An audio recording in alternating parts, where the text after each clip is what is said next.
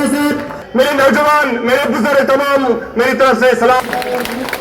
साहिब साहब कदम बढ़ाओ, हम तुम्हारे साथ हैं। साहिब साहब कदम बढ़ाओ, हम तुम्हारे साथ हैं। साहिब साहब कदम बढ़ाओ, हम तुम्हारे साथ हैं। चूना चूना चूना चूना चूना चूना चूना आवाज दो।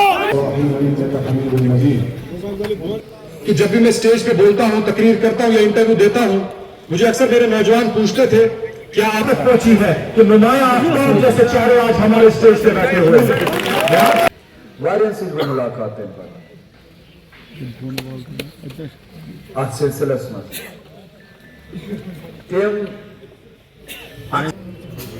कायदे आवाम नायब सदर जम्मू कश्मीर नेशनल कॉन्फ्रेंस जनाब अब्दुल्ला साहब चाहते हैं कि ये लोगों की खिदमत भी कर सकेंगे और अपने लिए भी सियासत में कोई मुकाम पैदा करेंगे। तो पिछले 2 साल से बड़ी इज्जत की हमें इस इलाके का मैं वाकिफ हूँ, तो इससे आप इन चीज़ों की कोई परेशानी नहीं है कि मेरे से जो कुछ हो सकता है जो कुछ करेंगे। इस नौजवान साथी की नेशनल कॉन्फ्रेंस का गढ़ माना जाता था। नेशनल कॉन्फ्रेंस वाहिद एक तंजीम है जिसने गांधरबल से ये एक बहुत बड़ी तंजीम है, लेकिन मैं यहाँ पे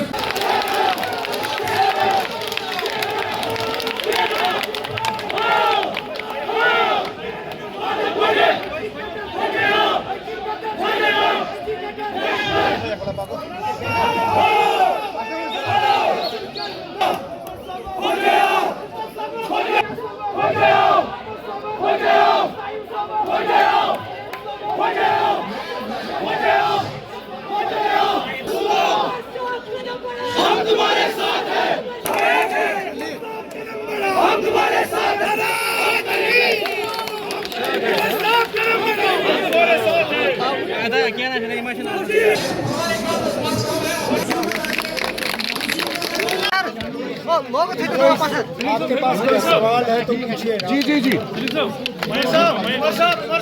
कि हम अपने नुमाइंदे आजाद उतारेंगे, इसके बारे में आपका क्या कहना है? क्या जमात इस्लामिया बोल रही है कि हम अपने नुमाइंदे आजाद उतारेंगे। देखिए ना, जमहूरियत की तो यही खासियत है, हर किसी को इलेक्शन लड़ने की खुली छूट है। मैंने भी इंडियन एक्सप्रेस अखबार के जरिए ये खबर पढ़ी कि शायद जमाते इस्लामी जो ये कोशिश कर रहे थे उनके ऊपर लगाई हुई बैन जो है वो उठे, और बैन उठने के बाद वो अपने नुमाइंदे इलेक्शन में उतारने की बात कर रहे थे। बदकिस्मती से इलेक्शन ब्यूगल बजने से पहले उनके ऊपर लगाई हुई बैन उठी नहीं। आज अखबारों के ज़रिए ये खबर आई है कि शायद वो अब इंडिपेंडेंट जो है कैंडिडेट्स उठाएंगे। बिस्मिल्लाह, हम तो चाहते थे कि वो अपने सिंबल पे कैंडिडेट उठाएं, अपने पार्टी जमात इस्लामी के नाम पे कैंडिडेट उठाएं, लेकिन अगर वो मुमकिन नहीं हुआ तो चलिए आज़ाद उम्मीदवार ही सही आए मैदान में, अपना मंशूर लेके, अपने इरादे लेके, अपने वादे लेके, और फिर लोगों तक है वो किसको वोट देना पसंद करेंगे। होम मिनिस्टर साहब का शुक्रगुजार हूँ कि उन्होंने हमारे मैनिफेस्टो का जिक्र किया। इंसान ही थे तो थोड़ा तो कहाँ हम छोटे मतलब दर्जे की एक तंजीम इस मुल्क के एक दूर दराज कोने में इलेक्शन लड़ते हुए हमारा मंशूर हिंदुस्तान के होम मिनिस्टर को नज़र आए, ये बहुत बड़ी बात है।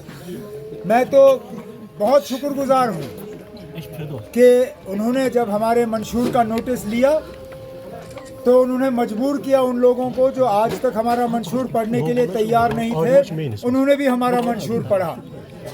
अफसोस की बात यह है कि होम मिनिस्टर साहब को हमारे मंशूर में एक ही पैराग्राफ नज़र आया, और कुछ ऐसी बातें भी होम मिनिस्टर साहब ने की जो हमारे मंशूर में कहीं है ही नहीं, जिस तरह नाम बदलने की बात। मैंने होम मिनिस्टर साहब के इस ट्वीट के बाद अपना मंशूर दोबारा पढ़ा कि कहीं वो बात मुझसे रह ना गई हो, लेकिन वो बात हमने कहीं अपने मंशूर में की नहीं। लेकिन इसके बावजूद मैं होम मिनिस्टर साहब का शुक्रगुजार हूँ कि उन्होंने हमारे मैनिफेस्टो को पढ़ा और उसका जिक्र किया। उसके सबसे बेहतर और सबसे उम्दा अगर किसी जमात के पास आने वाले 5 साल के लिए एक प्रोग्राम है, वो जम्मू कश्मीर नेशनल कॉन्फ्रेंस है।